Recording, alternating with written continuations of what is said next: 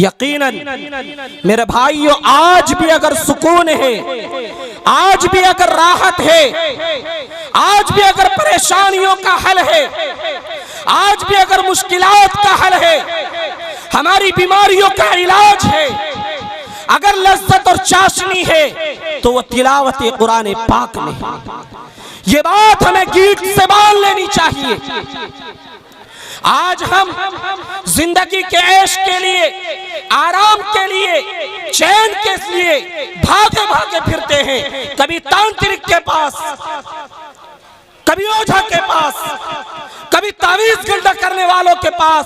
अरे मुसलमानों, अगर तमाम परेशानियों का हल अगर कहीं है तो वह तिलावत कुरान पाक में है। अगर हकीकी लज्जत और चाशनी है, अगर हलावत कहीं पर है, तो वो तिलावत कुरान पाक। हजरत मौलाना मुफ्ती मुजम्मिल हुसैन साहब कासमी, डायरेक्टर फलाह दारैन एकेडमी खजूरी दिल्ली है, उन्हें मदू कर रहा हूँ इस शेर के साथ कि आना तेरा मुबारक हो ए आने वाले, खुशियाँ मना रहे हैं यहाँ पर बैठने वाले। मुफ्ती साहब से गुजारिश है कि तशरीफ लाएं और खिताब नायाब से हम तमाम को मुस्तफीज फरमाए। अल्हम्दुलिल्लाह अल्हम्दुलिल्लाह नहमदुहु व नस्तईनुहु व नस्तगफिरुहु व नु'मिनु बिही व नतवक्कलु अलैहि व नऊज़ु बिल्लाहि मिन शुरूरि अनफुसिना व मिन सय्यिआति अअमालिना। मन यहदिहिल्लाहु फला मुदिल्ल लहु व मन युद्लिलहु फला हादिय लहु। ونشهد أن لا إله إلا الله وحده لا شريك له ونشهد أن سيدنا وسندنا وحبيبنا ومرشدنا ومولانا محمدا عبده ورسوله صلى الله عليه وعلى آله وأصحابه وسلم। أما بعد، قال الله تبارك وتعالى: فأعوذ بالله من الشيطان الرجيم، بسم الله الرحمن الرحيم، ولقد يسرنا القرآن للذكر فهل من مدكر، صدق الله العظيم। स्टेज पर जलवा फरोज हजरात उलमाए किराम, मेहमानाने इज़ाम, बुजुर्गों और दोस्तों,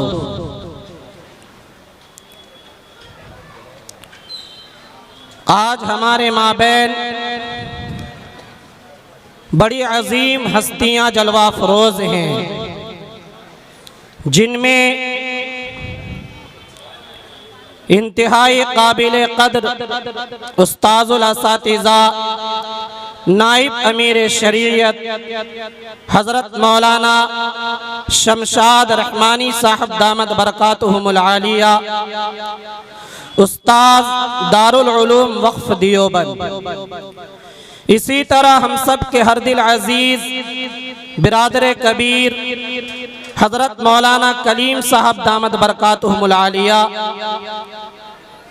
जो उस्ताज़ हदीस हैं मदरसा शमशुल उलूम शाहदरा, और बड़े शानदार लबो लहजे में नाउंसरी फरमा रहे हमारे हर दिल अजीज दोस्त जनाब मौलाना कासिम सैयद साहब दामद बरकातुहु और तमाम सामईन।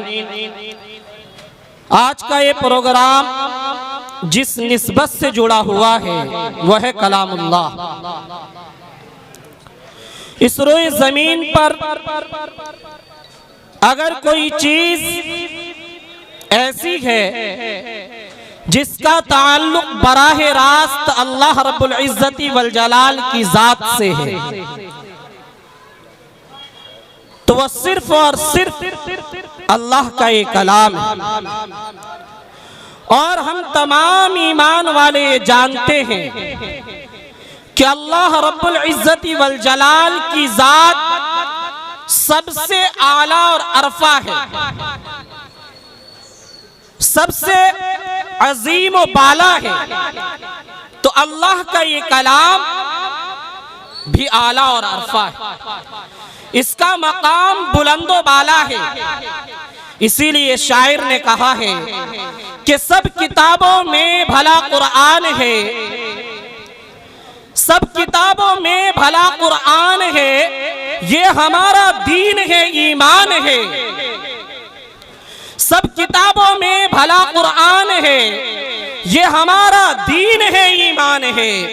हम करेंगे इसकी इज्जत और अदब, हम करेंगे इसकी इज्जत और अदब जिस्म में जब तक हमारी जान है।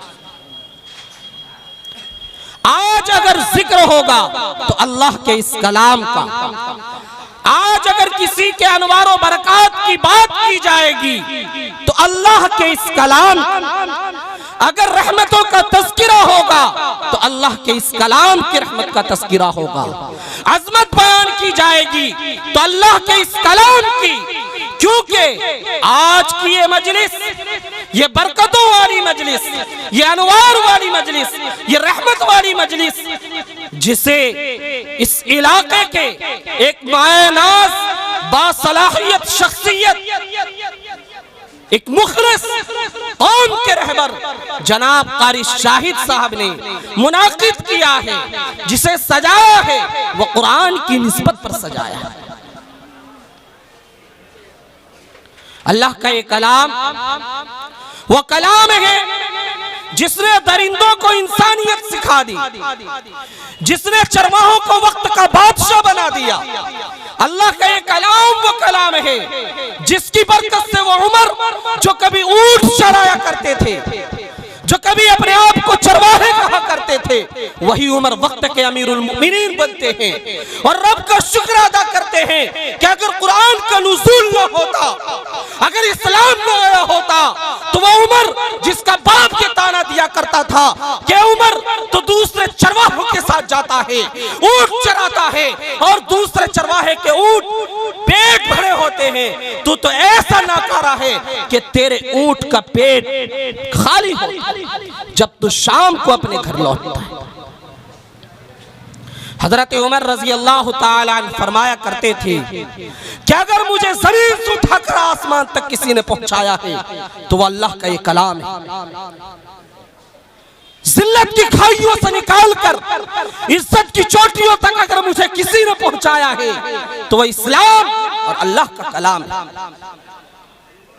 एक ग़ज़वे से वापसी के मौके पर नबी पाक अलैहिस्सलातु वस्सलाम लश्कर के साथ है। सहाबा, रात का वक्त होता है, अल्लाह के नबी अलैहिस्सलातु वस्सलाम सहाबा के इस लश्कर को ऑर्डर फरमाते हैं कि क़ियाम किया जाए, मगर दुश्मन की तरफ से हमले का खतरा था। नबी पाक अलैहिस्सलातु वस्सलाम ने चौकीदारी के लिए दो सहाबाए किराम को मुकर्रर किया, हजरत अम्मार इब्न यासिर रज़ी अल्लाह ताला अन्हु और हजरत अब्बाद इब्न बिश्र रज़ी अल्लाह ताला अन्हु। दीगर तमाम सहाबा आराम कर लेते हैं, ये दोनों हजरात चौकीदारी करते हैं, पहरा देने के लिए बेदार रहते हैं। थोड़ी देर गुजरने के बाद ये आपस में मशवरा करते हैं कि अगर हम इसी तरह पूरी रात जागते रहे तो कहीं ऐसा ना हो कि रात का आखिरी पहर जो बहुत सुहाना होता है, जब नींद का ज्यादा गलबा होता है, हम न चाहते हुए सो जाएं, नींद हम पर गालिब आ जाए और वो जिम्मेदारी जो नबी पाक अलैहिस्सलातु वस्सलाम ने हमें सौंपी है उसमें कोताही हो और हमारा सारा लश्कर खतरे में पड़ जाए। बेहतर यह है कि एक आदमी आधी रात तक सोए, फिर वो बेदार हो जाए, हम में से दूसरा साथी आधी रात तक सोए। चुनांचे ये तय पाता है और हजरत अम्मार इब्न यासिर रज़ी अल्लाह ताला अन्हु रात के पहले हिस्से में चौकीदारी के लिए खड़े हो जाते हैं। ये जिम्मेदारी वो संभालते हैं, दूसरे साथी आराम कर लेते हैं। कुछ वक्त गुजरने के बाद उनको ख्याल आता है कि मैं तो जाग ही रहा हूं, बेहतर है कि नमाज की नीयत बांध ली जाए। चुनांचे नमाज की नीयत बांध लेते हैं, खड़े हो जाते हैं, कुरान करीम की तिलावत शुरू करते हैं। दुश्मन जो ताक में था, जो मौके की तलाश में था, उस रात के अंधेरे में यूं महसूस होता है कि ऊंचाई पर कोई इंसान खड़ा है। चुनांचे वो तीर से वार करता है। तीर का वो वार हजरत अम्मार इब्न यासिर रज़ी अल्लाह तआला अन्हु की जिस्म में जाकर पेवस्त हो जाता है। जख्म से खून बहने लगते हैं, एक के बाद एक तीर लगते जाते हैं, कई तीरें लग जाती है, बहुत ज्यादा जख्मी हो जाते हैं। फिर रुकू करते हैं, किसी तरह अपनी नमाज मुकम्मल करते हैं, अपने दूसरे साथी को बेदार करते हैं। जब उनके दूसरे साथी बेदार होते हैं और इतने ज्यादा जख्म उनके जिस्म पर देखते हैं, घबराते हैं, कहते हैं कि मेरे दोस्त ये तुमने क्या किया? जब पहली तीर लगी थी, जब ही तुमने मुझे क्यों नहीं बेदार किया? हजरत अम्मार इब्न यासिर रज़ी अल्लाह तआला अन्हु, ए मुसलमानों, कलेजे पर हाथ रख कर सुनो, कितना प्यारा जवाब देते हैं। फरमाते हैं कि मैंने 2 रकात नमाज की नियत बांधी थी। पहली रकात में मैंने सूरह कहफ की तिलावत शुरू कर दी थी। मेरा इरादा था कि सूरह कहफ की तिलावत मुकम्मल करके तब रुकू करूं, मगर जख्म इतना लग चुका था कि मुझे अपनी जान का खतरा महसूस होने लगा था।